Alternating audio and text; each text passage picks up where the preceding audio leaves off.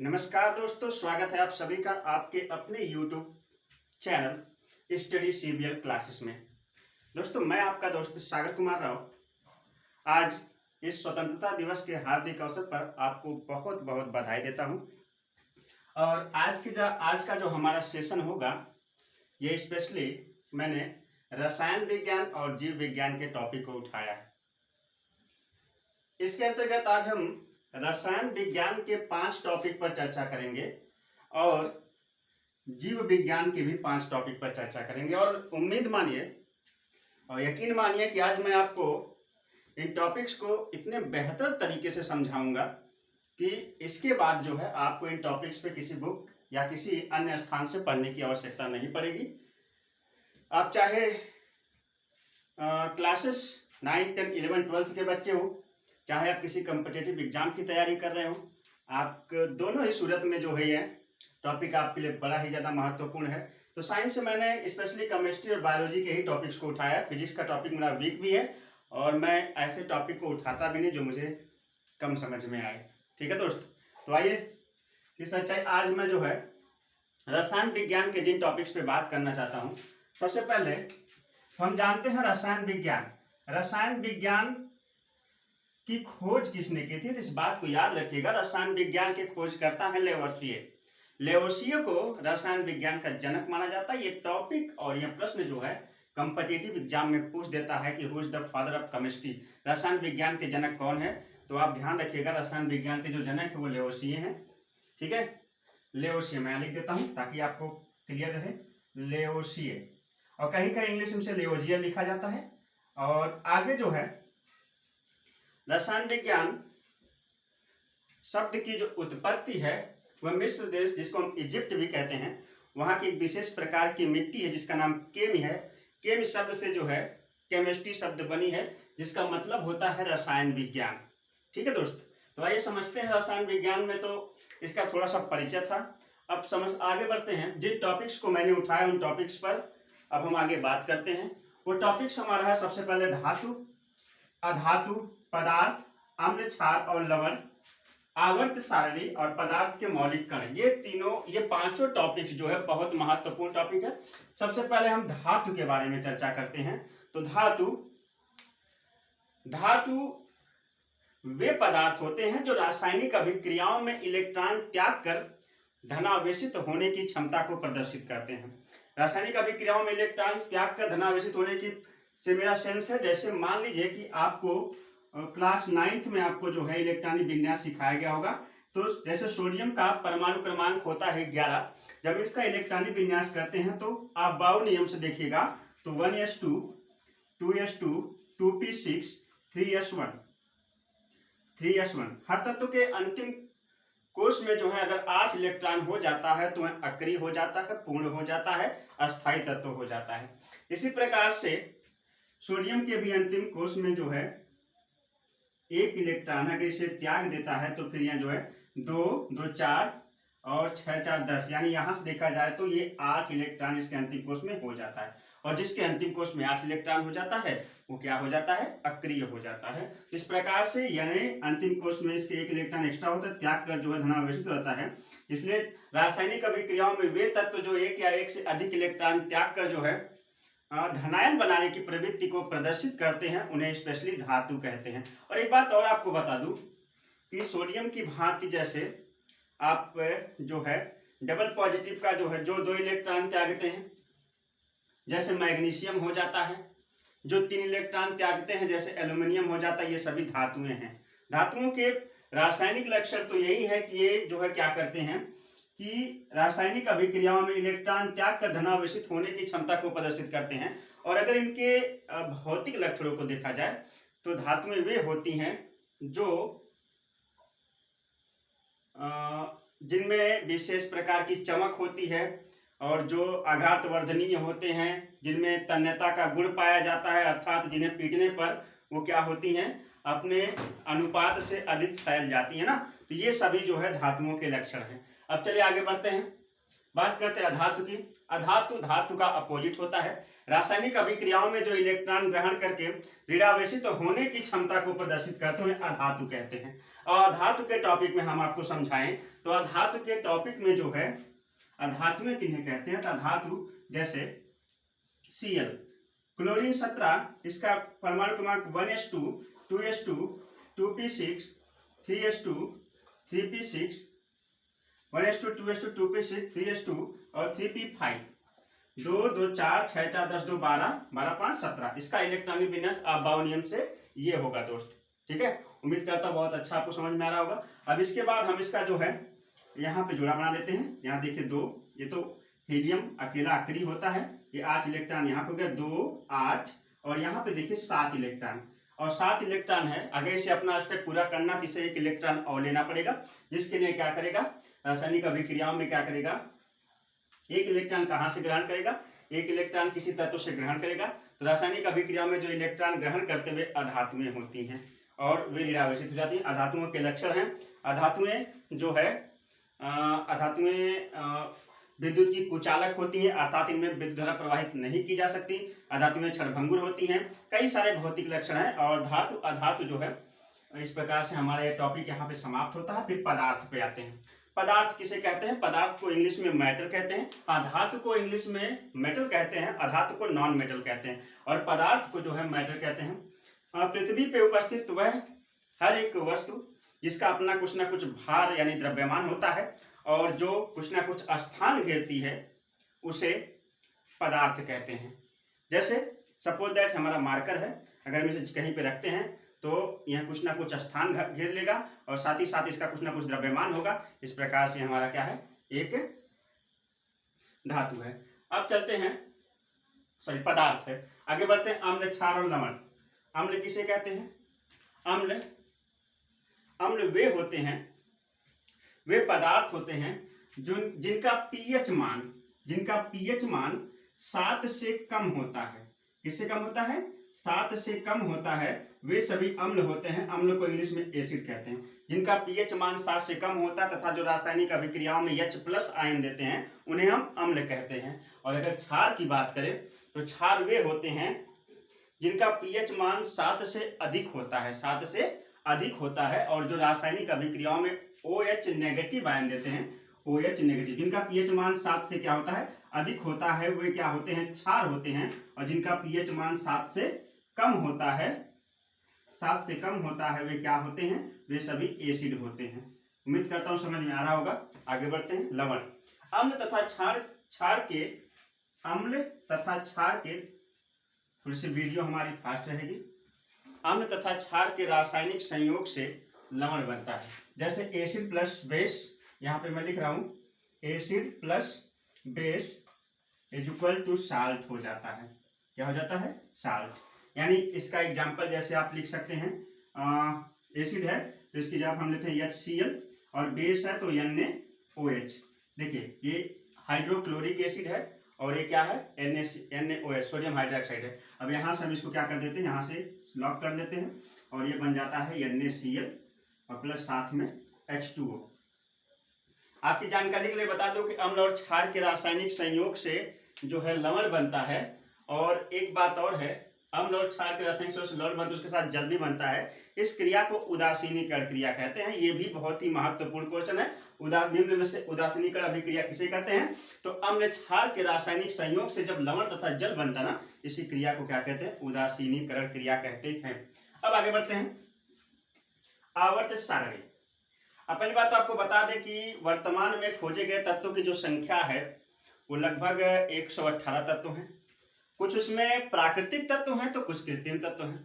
प्रारंभिक रूप से आवर्त सारणी को कई वैज्ञानिकों ने बनाने का प्रयास किया है। उसमें कहीं न्यूलैंड का अष्टक नियम लागू होता है तो कहीं डोबेनियर का अतिरिक्त समूह लागू होता है तो कहीं पर जो है मेंडलीव, लेकिन मेंडलीव को ही आवर्त सारणी का जनक माना जाता है, वो भी प्राचीन आवर्त सारणी का। और आधुनिक आवर्त सारणी का जनक कहें तो आधुनिक आवर्त सारणी का जनक जो हम मानते हैं किसे, देखिए प्राचीन आवर्त सारणी के जनक है मेंडलीव। कौन है, मेंडलीव, ये भी आपने कंपटीशन में पूछा था। और आधुनिक आवर्त सारणी का जनक है वो है जीजे मोजले, जीजे मोजले।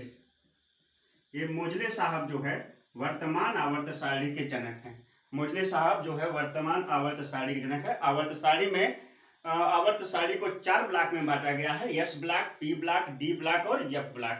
S block, P block, D block और एफ ब्लॉक। इस आवर्त सारणी में अगर हम बात करें, आवर्त सारणी को 4 भागों में जो है डिवाइड किया गया है, एस, पी और डी और एफ। अगर आवर्त सारणी के तत्वों को देखा जाए तो इसमें धातुओं, अधातुओं और साथ ही साथ धातु, अधातु के साथ अन्य तत्वों को भी जो है अलग अलग तरीके से जो है रखा गया है। इसमें रेडियो एक्टिव तत्व भी हैं, इसमें क्षार धातुएं भी हैं, क्षारीय मृदा धातुएं भी हैं। सभी प्रकार के जो है तत्वों को इन आवर्त सारणी में जो है बहुत ही विस्तृत तरीके से रखा गया है। अगर आवर्त सारणी की बात की जाए और आवर्त सारणी आपको जो है बताया जाए तो आवर्त सारणी में कुल जो है तत्व 118 हैं। लगभग कहेंगे, ये एक्यूरेट नहीं है, इन तत्वों की संख्या लगभग 118 है। और इन लगभग 118 तत्वों में जो है हमने इन्हें 4 भागों में जो है 4 ब्लॉकों में क्या करना है, बांट देना है। कौन कौन से ब्लॉक में? S block, P block, D block और F block. S, P, D और एफ। अगर इस आवर्त सारणी में हम आगे बढ़े तो हमें मिलेगा कि शुरू होती है क्षार धातु से, उसके बाद क्षारीय मृदा धातु आ जाती है, उसके बाद संक्रमण धातुएं आती हैं और सबसे लास्ट में जो है अक्रिय गैसें आ जाती हैं। और यह ब्लॉक में जो है अधिकांश जो है रेडियो एक्टिव तत्व होते हैं। कौन होते हैं? रेडियो एक्टिव तत्व। अगर आधुनिक आवर्त सारणी आपको दिखाया जाए तो ध्यान से इस आवर्त सारणी को आप देख सकते हैं। ये जो आवर्त सारणी है ये तत्वों की आधुनिक आवर्त सारणी है। तत्वों की आधुनिक आवर्त सारणी है। ये एस ब्लॉक है, ये देखिए पी ब्लॉक है और ये बीच में डी ब्लॉक है और सबसे लास्ट में जो ये ब्लॉक है ये एफ ब्लॉक है। इसमें क्षार धातु, क्षारीय मृदा धातु है।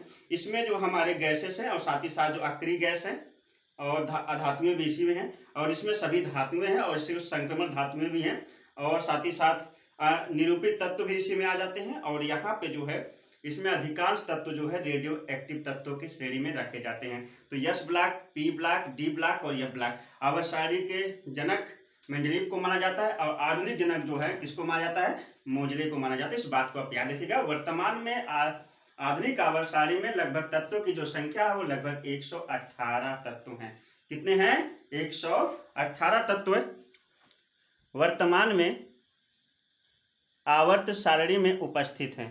ठीक है दोस्त। और अब चले आगे तो आता है पदार्थ के मौलिक कण। पदार्थ के मौलिक कण सबसे पहले आ जाते हैं। पदार्थ की उत्पत्ति के बारे में चलते हैं। तो पदार्थ जो हमारा प्राचीन समय में डाल्टन का परमाणु सिद्धांत ये कहता था कि परमाणु से छोटा कोई कण नहीं है, परमाणु से छोटा कोई होता नहीं है। लेकिन 3 वैज्ञानिक जिसे हम याद करते हैं ईंट पर नाच।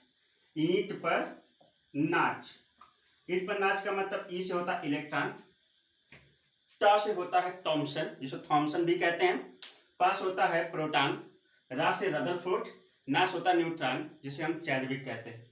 इन 3 वैज्ञानिकों के प्रयास से यह पता चला कि परमाणु को इन्होंने छोटे कणों में तोड़ा और बताया कि पदार्थ का सबसे सूक्ष्मतम मौलिक कण केवल जो है परमाणु नहीं होता, बल्कि सबसे सूक्ष्मतम मौलिक कण जो है वो होता है इलेक्ट्रॉन, प्रोटॉन और न्यूट्रॉन।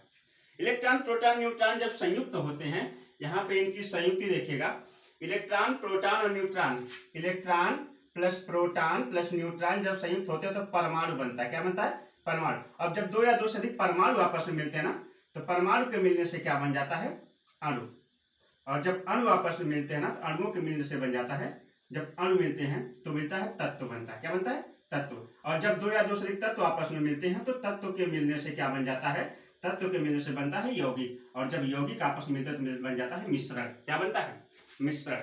इस प्रकार से पदार्थ के मौलिक सबसे सूक्ष्मतम मौलिक इकाई जो होती है वो इलेक्ट्रॉन, प्रोटॉन, न्यूट्रॉन होती है। इलेक्ट्रॉन, प्रोटॉन, न्यूट्रॉनों के मिलने से जो है क्या बनता है? परमाणु बन जाता है। और परमाणु के मिलने से जो है क्या बनता है? अणु बनता है। अणुओं के मिलने से तत्व बनता है और तत्वों के मिलने से जो है यौगिक बनता है। यौगिक से मिश्रण बन जाता है और मिश्रण को हम अशुद्ध पदार्थ भी कहते हैं। क्या कहते हैं? पदार्थ। मिश्रण के अंदर मैं ज्यादा नहीं जान सकता, इसमें समांगी मिश्रण भी है और विषमांगी मिश्रण भी है। ठीक है, अब आगे बढ़े। यौगिक, यौगिक जो है किसी भी तत्व का सूक्ष्मतम रूप होता है जिसे हम यौगिक कहते हैं। और साथ ही साथ जो है अगर हम और आगे बात करें तो इसको हम मिटाते हैं थोड़ा सा, फिर आगे बढ़ते हैं, ध्यान दीजिएगा। अब मैं चलता हूँ जीव विज्ञान के टॉपिक पर। समय की थोड़ी सी सीमाएं हैं और मुझे और सब टॉपिक को कवर करना। सबसे पहले आ जाते हैं जीव विज्ञान में पाचन तंत्र।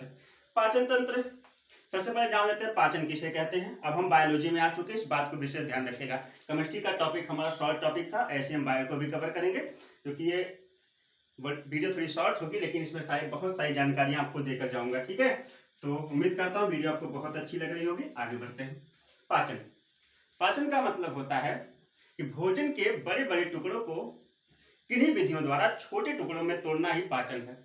अब पाचन के अंतर्गत पाचन तंत्र आते हैं। पाचन तंत्र में सबसे पहला आपसे पूछा जाएगा कि शरीर का सबसे प्रारंभिक, सबसे पहला जो है पाचन तंत्र कौन सा है, तो आप कहेंगे दांत। हमारा दांत जो है सबसे पहला पाचक अंग है, जो भोजन को सर्वप्रथम छोटे टुकड़ों में तोड़ता है। उसके बाद पाचन तंत्र में उसके बाद आ जाता है अमाशय में। अमाशय में भोजन का जो है पाचन होता है। और पाचन में क्या होता है, कई प्रकार के एसिड, जैसे एसिया जिसको जठर रस कहते हैं, भाग लेते हैं। कई प्रकार के एंजाइम्स भाग लेते हैं। और ये पाचन की क्रिया अमाशय से होती हुई जो है हमारे अग्न्याशय और छोटी आंत और बड़ी आंत में जाकर के क्या होती है, समाप्त होती है।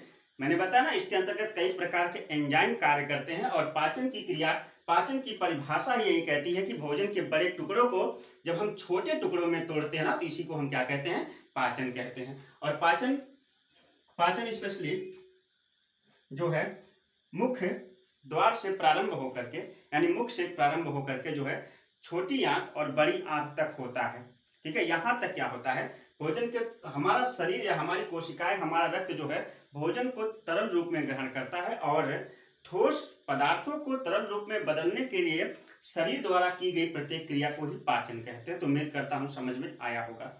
अब आगे बढ़ते हैं परिसंचरण। परिसंचरण तंत्र जिसे हम कहते हैं सर्कुलेटरी सिस्टम। ये सर्कुलेटरी सिस्टम क्या है, डाइजेस्टिव सिस्टम के बाद सर्कुलेटरी सिस्टम मतलब होता है, इसे हम कहते हैं शरीर में तरल पदार्थों का बहना ही जो है क्या है, सर्कुलेटरी सिस्टम या पाचन तंत्र है। या फिर हम इसे कह सकते हैं कि हमारा जो है पाचन तंत्र है, सॉरी परिसंचरण तंत्र है। परिसंचरण तंत्र का मतलब होता है जैसे रक्त जो है हमारे धमनी और शिराओं के माध्यम से संपूर्ण शरीर में बहता है। धमनियां और शिराएं दो प्रकार की नसें होती हैं, जिसमें धमनी में शुद्ध रुधिर बहता है और शिराओं में अशुद्ध रुधिर बहता है। अब ये शुद्ध रुधिर और अशुद्ध रुधिर क्या होता है, कहने का तात्पर्य है कि हम श्वसन में जब ऑक्सीजन लेते हैं तो जिस रक्त में ऑक्सीजन मिश्रित होता है ना, उसे कहते हैं शुद्ध रक्त। और जिसमें कार्बन डाइऑक्साइड मिश्रित होती है उसे क्या कहते हैं, अशुद्ध रक्त।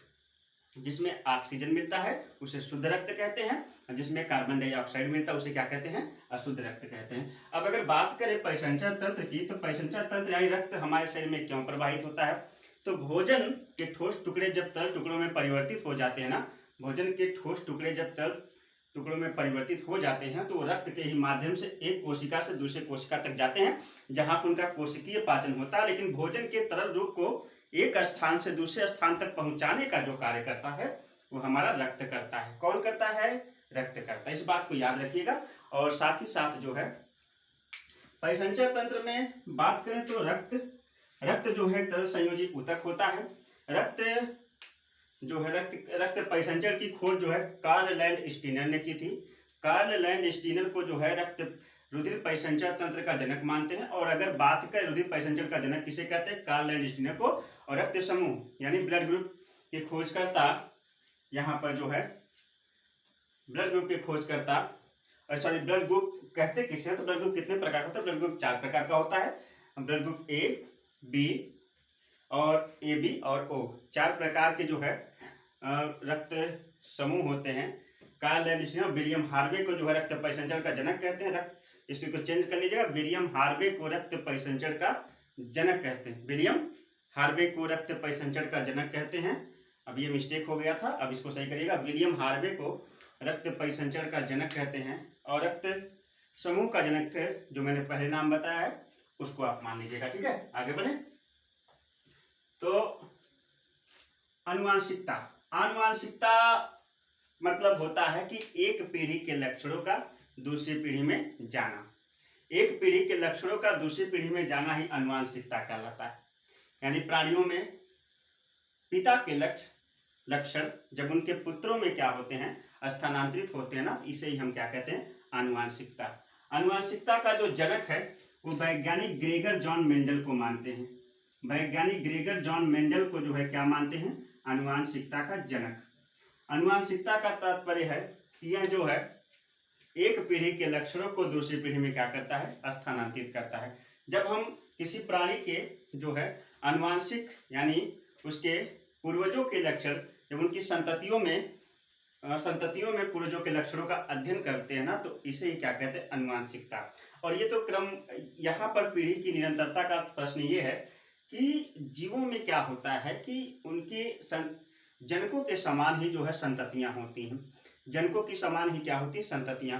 जैसे मनुष्य का पुत्र मनुष्य होता है, या गाय का जो बछड़ा होता है, ठीक है क्या, और साथ ही साथ जो कुत्ते का बच्चा कुत्ता। तो इस प्रकार से जो है ये प्राणी एक दूसरे के बिल्कुल सेम होते हैं, और साथ ही साथ इनमें इनके जनकों के लक्षण भी जाते हैं, और जो जनकों के लक्षण जाते हैं ना, उसका अध्ययन आनुवांशिकता के अंतर्गत करते हैं। इसमें ज्यादा प्रश्न नहीं आता है। पहला तो आता है कि आनुवांशिकता का जनक किसे कहते हैं। तो आनुवांशिकता का जो जनक है वो ग्रेगर जॉन मेंडल को कहते हैं। किसको कहते हैं, ग्रेगर जॉन मेंडल को। और ग्रेगर जॉन मेंडल ने अपना प्रयोग किस पर किया था, तो ग्रेगर जॉन मेंडल ने जो अपना प्रयोग किया था वो किस पर किया था, मटर के पौधे पर। याद रखिएगा, मटर के पौधे पर ग्रेगर जॉन मेंडल ने अपना प्रयोग किया था। कई परीक्षाओं में पूछा जा चुका है कि वैज्ञानिक ग्रेगर जॉन मेंडल ने आनुवांशिकता के प्रयोग के लिए किस पौधे को अपना आधार बनाया। तो आप याद रखिएगा वो मटर का पौधा था जिसे वैज्ञानिक ग्रेगर जॉन मेंडल ने क्या किया था, आधार बनाया था। अब श्वसन तंत्र चलते हैं। श्वसन तंत्र का मतलब होता है रेस्पिरेटरी सिस्टम, यानी पाचन तंत्र के बाद आपने पढ़ा सर्कुलर, यहाँ पे परिसंचरण तंत्र, और परिसंचरण तंत्र के बाद आप आ गए श्वसन तंत्र पे। श्वसन तंत्र का मतलब होता है कि शरीर द्वारा ऑक्सीजन को ग्रहण करना तथा कार्बन डाइऑक्साइड को क्या करना, सही से बाहर निष्कासित करने की क्रिया जो क्या कहलाती है, श्वसन कहलाती है। और इस श्वसन में प्रयोग किए गए तंत्र को जो है श्वसन तंत्र कहते हैं। इसके अंतर्गत जो है हमारा नासाद्वार, यानी हमारी नाक और नासाद्वार, और साथ ही साथ हमारे फेफड़े आते हैं, और श्वसन नाल भी इसमें आता है। श्वसन नाल जो ऑक्सीजन को लेकर जाती है और कार्बन डाइऑक्साइड को लेकर आती है। बाद में ऑक्सीजन जाके हमारे रक्त में घुल जाती है, ठीक है। तो बाद में ऑक्सीजन जो है जाकर हमारे कहाँ घुल जाती है, रक्त में। अगर देखा जाए श्वसन की परिभाषा के अनुसार, तो श्वसन किसे कहते हैं, ऑक्सीजन को ग्रहण कर इसे रक्त में मिश्रित करना ही श्वसन कहलाता है, और साथ ही साथ रक्त में मिश्रित हुई कार्बन डाइऑक्साइड को सही से बाहर निकालना भी श्वसन ही है, ठीक है। और श्वसन के प्रकार यहाँ पे देखा जाए, श्वसन के दो प्रकार होते हैं। एक होता है आक्सी श्वसन, और दूसरा होता है अनाक्सी श्वसन, ठीक है दोस्त। आक्सी श्वसन और अनाक्सी श्वसन। कहने का तात्पर्य है आक्सी श्वसन ऐसा श्वसन जिसमें ऑक्सीजन की जरूरत पड़ती है। जो प्राणी ऑक्सीजन की सहायता से अपना श्वसन करते हैं उन्हें हम ऑक्सी श्वसन करने वाला प्राणी कहते हैं, और जो प्राणी कार्बन डाइऑक्साइड की उपस्थिति में श्वसन करते हैं उन्हें हम क्या कहते हैं, अनाक्सी श्वसन करने वाला प्राणी कहते हैं, ठीक है। तो आक्सी श्वसन ऐसा श्वसन होता है जिसमें ऑक्सीजन की आवश्यकता होती है, और अनाक्सी श्वसन ऐसा श्वसन होता है जिसमें ऑक्सीजन की आवश्यकता नहीं होती है। तात्पर्य यह कहने का है कि इस प्रकार का श्वसन जो उच्च श्रेणी के जीव करते हैं, जैसे मनुष्य, हाथी, घोड़ा, बिल्ली, बंदर, जबनी है, ये इस प्रकार आक्सी श्वसन करते हैं। जबकि अनाक्सी श्वसन ऐसे जीव करते हैं जिनमें जो मिट्टी के अंदर दबे रहते हैं, सूक्ष्म पैरासाइट्स जो होते हैं, जो मिट्टी के अंदर सूक्ष्म अपघटक कहते हैं, कीटाणु हो जाते हैं, जो मिट्टी के अंदर दबे हुए होते हैं, जिनके पास श्वसन के लिए कोई माध्यम नहीं होता, ना ही उनके पास विकसित श्वसन तंत्र होता है, श्वसन तंत्र होता है, वो करते हैं कौन सा श्वसन, अनाक्सी श्वसन। कैसा श्वसन करते हैं वो, अनाक्सी श्वसन, ठीक है दोस्त। तो आक्सी श्वसन और अनाक्सी श्वसन की बात की जाए तो इस प्रकार से जो है ये दो भागों में क्या होता है, डिवाइड हो जाता है। अब अगर हम बात करें आगे, तो हमारा नेक्स्ट जो टॉपिक आता है वो आता है डीएनए। क्या आता है, डीएनए। देखिएगा हमारा नेक्स्ट टॉपिक है डीएनए। पहली बात तो डीएनए का पूरा नाम जो है आपसे कंपटीशन में पूछ दिया जाता है। डीएनए और आरएनए दोनों के मैं पूरे नाम बता के जाऊंगा। डीएनए का पूरा नाम आप नोट भी कर सकते हैं, डीऑक्सीराइबोन्यूक्लिक एसिड, ठीक है दोस्त। डीएनए का पूरा नाम होता है डीऑक्सीराइबोन्यूक्लिक एसिड, इस बात को याद रखिएगा। क्या नाम होता है डीएनए का पूरा, डीऑक्सीराइबोन्यूक्लिक एसिड। हाँ, डीएनए का पूरा नाम होता है, डी फॉर होता है डीऑक्सीराइबोन्यूक्लिक और एसिड। और आरएनए का जो फुल फॉर्म होता है वो आप जो है केवल राइबोन्यूक्लिक एसिड होता है। डीएनए का फुल फॉर्म कौन सा होता है? डीएनए का फुल फॉर्म होता है डीऑक्सीराइबोन्यूक्लिक एसिड और आरएनए का फुल फॉर्म होता है राइबोन्यूक्लिक एसिड। और एक बात और आपको बता दूं कि types of DNA and types of RNA, यानी डीएनए कितने प्रकार का होता है और आरएनए कितने प्रकार का होता है, देखा जाए तो डीएनए कुल मिला के 5 प्रकार का होता है। कितने प्रकार? 5 प्रकार। सबसे पहले आप कह सकते हैं बी डीएनए, ए डीएनए, सी डीएनए, डी डीएनए और जेड डीएनए। बी, ए, सी, डी और जेड, ये डीएनए कितने प्रकार के हैं? 5 प्रकार के। टाइप्स ऑफ डीएनए, डीएनए कितने प्रकार के होते हैं? डीएनए होते हैं कुल मिला के 5 प्रकार के। कौन कौन से? बी डीएनए, उसके बाद बी डीएनए के बाद आता है सी, बी डीएनए, उसके बाद ए डीएनए। बी डीएनए से पहले कौन सा आता है? ए डीएनए, और ए डीएनए के पहले बाद कौन सा आता है? सी डीएनए, डी डीएनए और फिर उसके बाद जेड डीएनए। और अगर डीएनए के बाद हम आरएनए की बात करें तो आरएनए 3 प्रकार का होता है। सबसे पहले होता है ट्रांसफर आरएनए, जिसे हम संदेशवाहक आरएनए कहते हैं। उसके बाद होता है मैसेंजर आरएनए, जिसे हम जो है संदेशवाहक आरएनए कहते हैं, और स्थानांतरण आरएनए, ट्रांसफर आरएनए कहते हैं, इसको संदेशवाहक कहते हैं। उसके बाद राइबोसोमल आरएनए होता है। 3 प्रकार का आरएनए होता है। डीएनए की बात करें तो डीएनए ही वह आनुवांशिक पदार्थ है, उच्च श्रेणी के जीवों में डीएनए आनुवांशिक पदार्थ होता है जो एक पीढ़ी के लक्षणों को दूसरी पीढ़ी में ले जाने का कार्य करता है। डीएनए में कितने प्रकार के न्यूक्लियोटाइड्स पाए जाते हैं, ये ऑप्शन में पूछ सकता है। डीएनए में कुल 4 प्रकार के न्यूक्लियोटाइड्स होते हैं। न्यूक्लियोटाइड्स ये होते हैं एडेनिन, ग्वानिन, ए फॉर होता है एडेनिन, जी फॉर होता है ग्वानिन, टी फॉर होता है थायमिन और सी फॉर होता है साइटोसिन। एडेनिन, ग्वानिन, थायमिन और साइटोसिन, ये 4 प्रकार के न्यूक्लियोटाइड्स होते हैं। न्यूक्लियोटाइड्स को हम हिंदी में क्या कहते हैं? नाइट्रोजनी समाक्षार कहते हैं। क्या कहते हैं? नाइट्रोजनी समाक्षार। और आपको बात बताएं तो डीएनए की खोज जो है फ्रीडरिक मिस्चर नामक वैज्ञानिक ने किया था। फ्रीडरिक मिस्चर नामक वैज्ञानिक ने जो ये बहुविकल्पी का बहुत अच्छा सा प्रश्न है कि डीएनए की खोजकर्ता कौन है, तो फ्रीडरिक मिस्चर महोदय ने जो है डीएनए की खोज की थी। और साथ ही साथ आपको और भी जो है बात बताएं कि डीएनए का सबसे अच्छा सुपर मॉडल किसने दिया था, तो वो थे वाटसन और क्रिक। वाटसन और क्रिक ने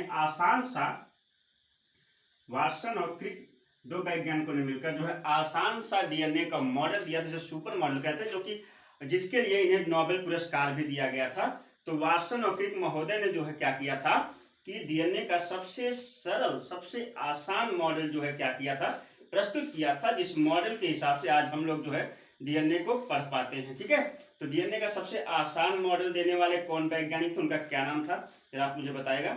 उनका नाम था वाटसन और क्रिक। और मैंने अभी आपको एक जो है एक टॉपिक पर मैंने आपको जो बताया था कि जो रक्त समूह है उसके जो खोजकर्ता हैं वो विलियम हार्वे हैं। कौन है?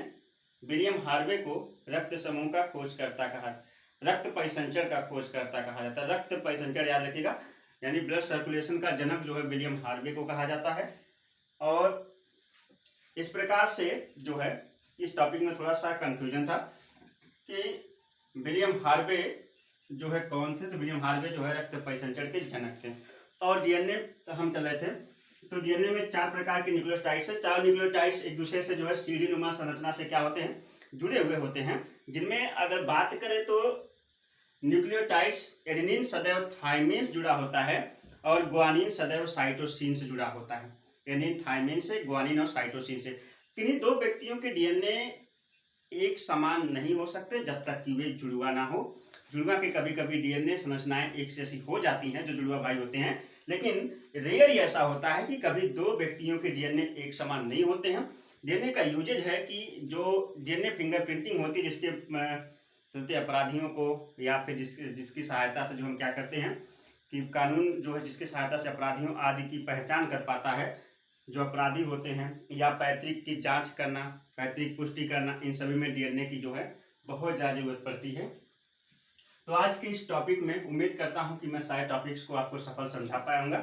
जो भी टॉपिक आपको समझ में नहीं आया होगा आप कमेंट बॉक्स में लिखकर हमें पूछ सकते हैं, हम आपको बताने का पूरा प्रयास करेंगे। तो मिलते हैं इसी प्रकार के एक नई वीडियो के साथ। तब तक के लिए नमस्कार, बाय बाय, जय Hind, have a nice day.